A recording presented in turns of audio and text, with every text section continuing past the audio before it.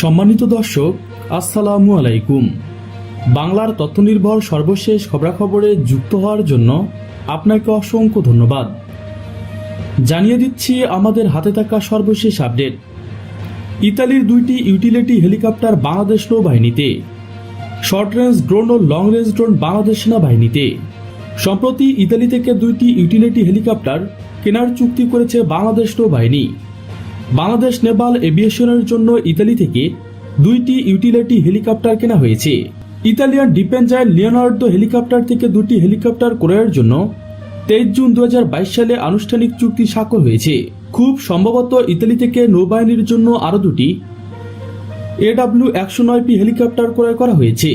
এদিকে short range ড্রোনের পাশাপাশি মিডিয়াম ও লং রেঞ্জের ড্রোন কিনছেন বাংলাদেশ সেনাবাহিনী।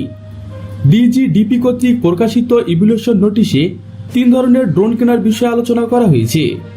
এসব ড্রোনের range 100 kilometre short, 200 kilometre medium, 300 kilometre long range এবং শর্ট রেঞ্জের ক্ষেত্রে 5 ঘন্টা সর্বনিম্ন এবং মিডিয়াম ও লং রেঞ্জের ক্ষেত্রে 24 ঘন্টা ইন্ডুরেন্স চাওয়া হয়েছে।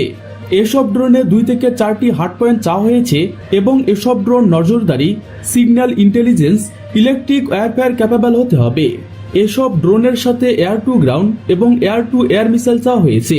এসব ড্রোন ক্রয়ের সময় প্রযুক্তি সহ টিওটি কেনার পরিকল্পনা আছে সেনাবাহিনীর, যার আওতায় সেনাবাহিনীর আরডির একটি গ্রুপ ড্রোন ম্যানুফ্যাকচারিং এর উপর প্রশিক্ষণ নেবে, যা পরে দেশে নির্মাণ ও মেরামত করা সম্ভব হবে। প্রিয় দর্শক, আজকে এই পর্যন্তই।